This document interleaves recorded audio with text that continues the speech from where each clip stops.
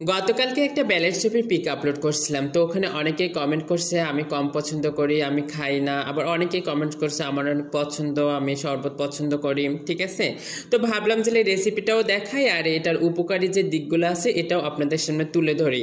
তাহলে যারা কম পছন্দ করেন বা খান না তাদের খাওয়ার আগ্রহটা বেড়ে যাবে।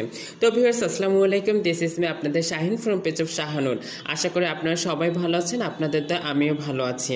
নিয়ে আসলাম ছোট্ট একটা ভিডিও, আশা করি ভিডিওটি দেখে পাশেই থাকবেন। আজকে বলবো বেলের শরবতের উপকারী দিকগুলো।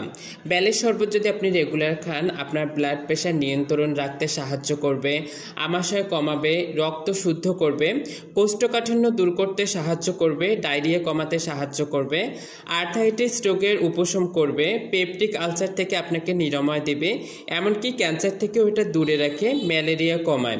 সত্যি কথা বলতে এটার ভিতরে যে এত এত গুণাগুণ আছে সেটা হয়তো আপনারা অনেকেই জানেন না। আজকের পর থেকে বেলের শরবত বেশি বেশি করে খাবেন।